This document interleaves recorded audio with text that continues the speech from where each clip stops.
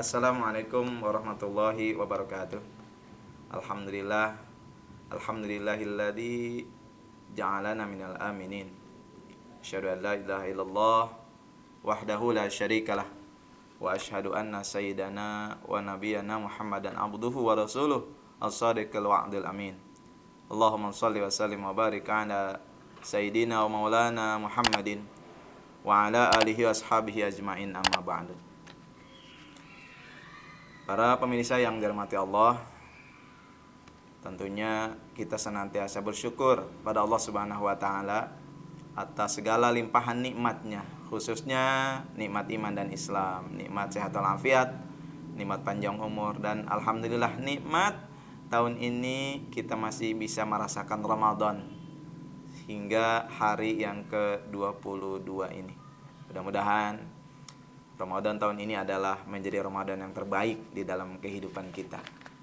Dan semoga ibadah-ibadah yang wajib maupun yang sunnah yang sudah kita kerjakan, semoga akan membekas di dalam kehidupan kita setelah Ramadan berlalu. Salawat dan salam semoga selalu dilimpahkan kepada baginda Nabi kita, Nabi besar Muhammad SAW, pada keluarganya, sahabatnya, dan semoga kita para umatnya mendapatkan syafaatul udma dari baginda Rasulullah SAW nanti di akhirat kelak. Para pemirsa yang budiman, hari ini kita akan membahas tentang i'tikaf. Allah Subhanahu wa taala telah berfirman dalam Al-Qur'an surah Al-Baqarah ayat 187, A'udzu billahi minasyaitonir rajim. Bismillahirrahmanirrahim. Wala tubashiruhunna wa antum aakifuna fil masajid. Janganlah kalian mencampuri mereka, istri-istri kalian, sedangkan kalian sedang beriktikaf di dalam masjid. Lalu kemudian di dalam sabda Rasulullah sallallahu alaihi wasallam, anna nabiyya sallallahu alaihi wasallam kana ya'takiful asral awakhir min Ramadan hatta tawaffahu Allahu thumma i'takafa azwajuhu min ba'di. Bahwasanya Rasulullah sallallahu alaihi wasallam pada 10 hari terakhir bulan Ramadan itu selalu melakukan i'tikaf sampai beliau diwafatkan oleh Allah Subhanahu wa taala. Kemudian istri-istrinya pun ikut beriktikaf setelah itu. Hadis riwayat Bukhari Muslim. Para hadirin, berbicara mengenai i'tikaf. Apa sih i'tikaf itu? I'tikaf itu adalah, menurut bahasa, i'tikaf itu artinya adalah al-jizm, yang artinya adalah mengikuti atau mengiringi atau membiasakan. Nah, sedangkan menurut istilah bahwa i'tikaf itu artinya adalah i'takafa ya'takifu i'tikafan, itu berdiam di dalam masjid dengan tujuan untuk mendekatkan diri kepada Allah Subhanahu wa taala. Lalu kemudian menurut Syekh Sayyid Sabiq rahimahullahu taala, yang dimaksud dengan i'tikaf ini di dalam makalahnya beliau mengatakan bahwa i'tikaf itu adalah menetap di satu masjid, menetap kemudian menegakkan sholat di dalamnya dengan niat semata-mata untuk beribadah kepada Allah Subhanahu wa taala. Jadi bisa disimpulkan bahwa i'tikaf itu adalah berdiam di masjid, kemudian niatnya adalah semata-mata hanya untuk beribadah kepada Allah dalam bentuk misalnya melaksanakan sholat, melaksanakan baca Al-Quran, tadarus, berzikir, atau bahkan tidur sekalipun. Kalau memang tidurnya itu adalah tidur untuk mempersiapkan diri kita untuk ibadah selanjutnya, maka tidur kita pun itu menjadi ibadah dalam i'tikaf. Lalu kemudian walaupun i'tikaf itu adalah berdiam di masjid, tidak sembarangan, tidak semua diam di dalam masjid itu menjadi i'tikaf. Ada syarat-syarat yang harus kita penuhi. Sebagaimana di dalam kitab Fiqh Sunnah dikatakan, wa yushtaratu fil mu'takif, disyaratkan bagi orang yang beriktikaf ayyakuna musliman. Yang pertama harus muslim, harus orang Islam. Jadi syarat utamanya harus muslim dulu. Kalau dia bukan orang Islam, walaupun dia berhari-hari, berminggu-minggu dia tidur di masjid, dia tinggal di masjid, tidak akan mendapatkan pahala. Kemudian mumayyizan, yang kedua adalah mumayyiz, bisa membedakan mana yang baik, mana yang buruk. Mungkin kalau dari segi umur dalam ilmu fikih, mumayyiz itu batasannya adalah mulai dari 9 tahun.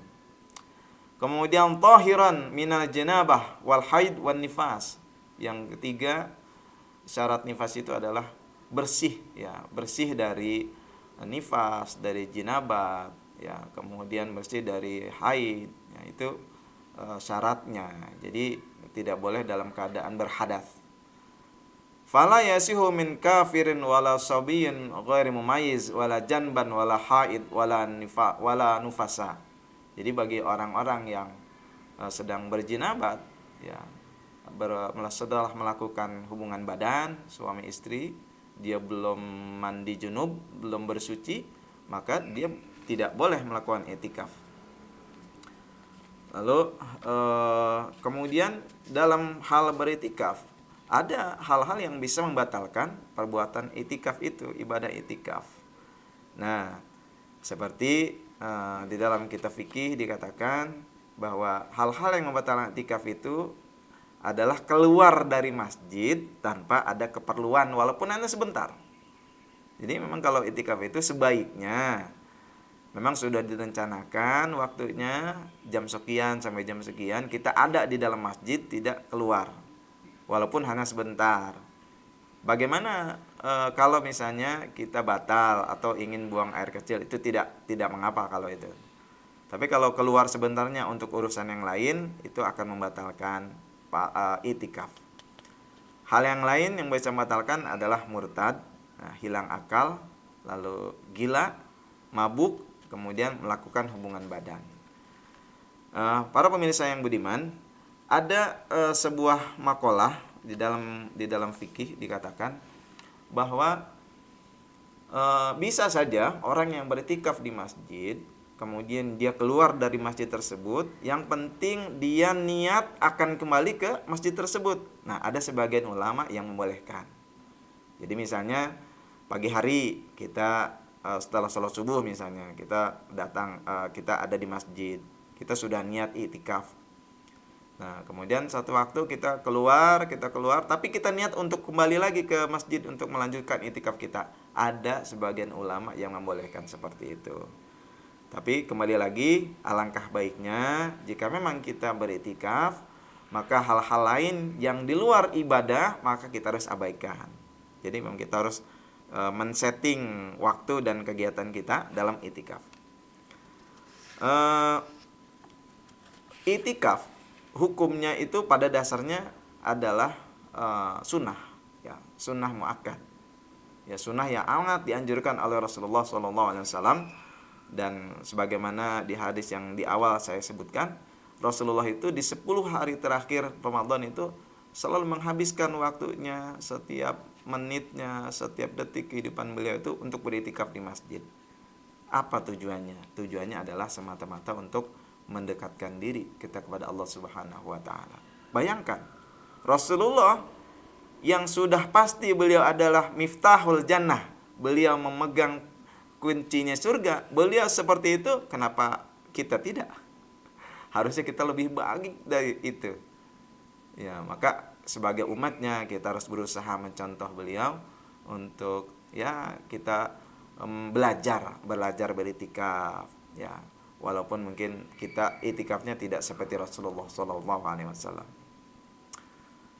Pada dasarnya hukumnya adalah sunnah, tetapi i'tikaf akan menjadi wajib hukumnya jika dinadarkan.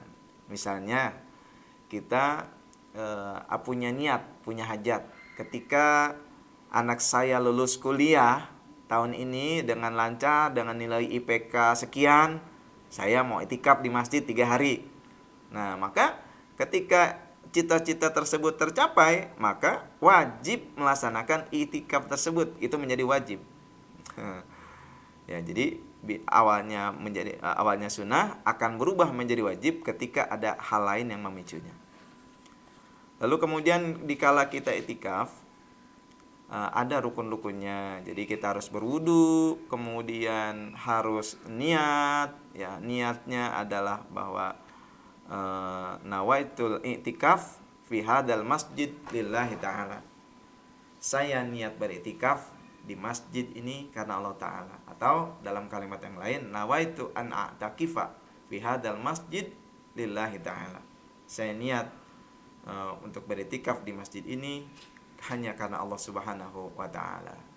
Nah, demikian para hadirin sekalian, di bulan yang baik ini, di 10 hari terakhir di bulan Ramadan ini, alangkah baiknya kita menyiapkan, meluangkan waktu untuk beriktikaf di rumahnya Allah Subhanahu wa taala dengan banyak beribadah, membaca Quran, bersalawat, semata-mata hanya untuk Allah Subhanahu wa taala. Kita berpikir, bertafakur untuk memikirkan masa depan kita di dunia dan juga memikirkan masa depan, merancang masa depan kita untuk kita kembali kepada Allah Subhanahu wa taala nanti di akhirat kelak.